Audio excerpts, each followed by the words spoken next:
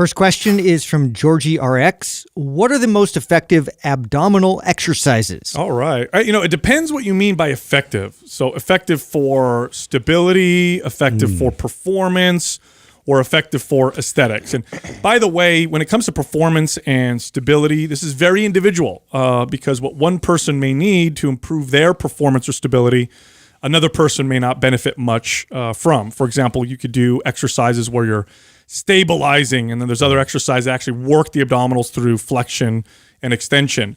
But let's talk about aesthetics. I think that's an easier question to answer because the other one is so individual, right? When it comes to aesthetics, what you want to do is you actually want to build the abs because they're muscle like anything else, right? All of your muscles look better as you build them. Of course, to an extent, right? At some point, which is almost never happens, your muscle gets too big. That almost never happens. So pretty much when you're talking about aesthetics, what you want to do is develop the muscle. How do you develop a muscle most effectively? Through a full range of motion and with load, right? So one of my favorite exercises to do for abs is like a slow sit-up or a Roman chair sit-up with resistance or a leg raise done properly. All of those include a decent amount of resistance. You have to be able to do them properly, right, but they build the abs. That makes them more visible, gives you abs that you can see at higher body fat percentages. Well, I totally, would echo that. The first thing I want to point out, though, is to be able to make that connection and to be able to feel, your abs actually being involved more so than, say, hip flexors and really just going through the range of motion and going through these exercises without the proper intent and the proper mind-muscle connection. So to really take your time developing that strong recruitment process is massively essential for then loading that situation. Well, I couldn't agree more because the best ab exercise is no longer the best ab exercise if you cannot perform it correctly. Yeah. So that comes first. And believe it or not, a lot of people actually... Most people get it wrong. Yeah, are not connected to look at leg raises. How many people do you see do leg raises properly? Right. That's super, super rare. Yeah.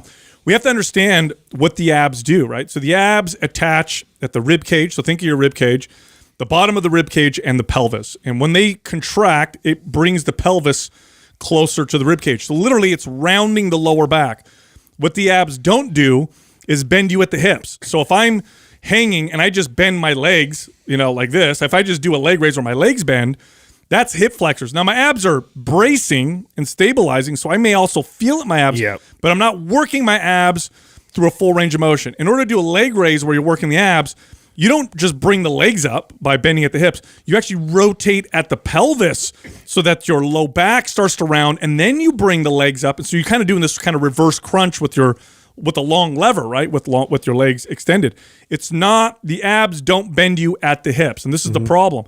People think if they're bending forward or bringing their legs back, that's abs. Not true. That can be very much just hip flexors and no abs at all, or just to stabilize. So, I mean, going back to what Justin and you both said, I think that the prereq or the first thing is to get really good at it. So I love like a perfect setup and learning how to articulate every vertebrae, right? Like really slow and controlled. Like get that down really well with just your body weight. Then when you get that connection, you understand, oh, okay, this is how I'm supposed to be doing every ab exercise, right? Because that's what you gotta understand is that when you do that perfect setup and you try and roll the spine up off the ground like that, that's how every ab exercise should be performed, no matter whether you're in a machine or hanging or whatever. And then it doesn't take a lot of reps. No. It doesn't even take a lot of added weight. No. Like, it's really intense. Oh, it's your body weight is tough to do 10 reps like that. I mean, that's really, really tough. But then you get good at that, and then you load it. And I think that's probably one of the most underrated thing for abs. I think abs were taught. I mean, as a trainer, I did this. I taught abs,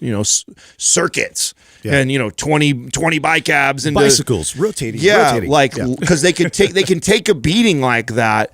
But if you actually, and you'll feel them burn, right? And you'll feel the burning sensation. So you think, oh, they're working. I'll get sore from it. But if you actually learn how to really articulate the spine like that, and then load it with some weight for 5 reps, you'll watch your abs. Well, it's a muscle like any other muscle. So imagine now we're talking about biceps. Forget abs for a second. So we're talking about biceps. What if you were like, hey, look, I want my biceps to look really good. I would like nice shape and sculpt, and I'd like really nice biceps. And your trainer goes, cool, here's what we're going to do. 5-pound dumbbells, and you're going to go like this real fast. And then you're going to move your hands like this real fast. And then you're going to bring them up here real fast. And your biceps will seen burn. infomercials like yeah, that. your biceps will burn, but you're not going to develop your biceps because you're just essentially doing cardio with your biceps. Yeah. That's what people do for their abs, and there's nothing wrong with that. If you want a lot of stamina and endurance in your abs, that's nothing. Okay, that's cool. But if you want to develop them and develop good aesthetics, which come from abs that are built, then you want to train them like any other muscle with some load and resistance. And this doesn't have to be weight, by the way. I'll tell you what. One of my favorite things to do was whenever I got a client, when I was a trainer, and I had a client with workout experience. So usually clients came to me and they were everyday average people, not a ton of workout experience.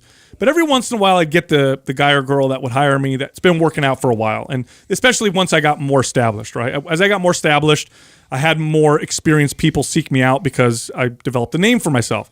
So as people would hire me, they've been working out for a while, and I would do my assessment, and they would say things like, "Oh yeah, I work out my abs 3 days a week, and I'm really strong in my core, or whatever." And I'd say, "Okay, cool.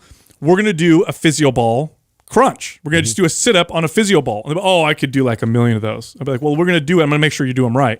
And then I'd put them in position, have them anchor their hips, push your hips up, wrap your back around the ball, slowly crunch over the ball, and they do 10. They wouldn't be able to do more than 10 because they never really trained through that full range of motion and really trained the abs the way that they need to be and they're worked. compensating the whole time. They don't even realize it. Yeah. So the thing with me too with abs is like I've really like cut almost like I mean it can get crazy with how many different types of exercises are out there that people promote, but really I have like 3 maybe like go-tos, and it's like you mentioned with the perfect sit-up, it's a decline sit-up, and then it's like hanging raises, and that's about it. Yeah, I like the ab wheel, which is very hard to do properly. Very hard to do properly. By the way, we carry those now at our store. Didn't you just do a Friday fitness tip on that? I did. So I think, what is it, mindpumpstore.com? Is that it? Okay, so we have them now, but my ab wheels will build your abs if you can do them properly. It takes a while to get to do them properly, but that's one of my favorites. I love active planks. Active planks are also very hard to do properly. We have a YouTube where I demonstrate those, so that's a good one. And then reverse crunch or reverse crunch on an incline, which is easier than a leg raise, but still very challenging. Hanging leg raises are one of the hardest exercises to do properly. To do them properly without using your hip flexors the whole time. I don't know very many people that can do them you have properly. to be really intentional.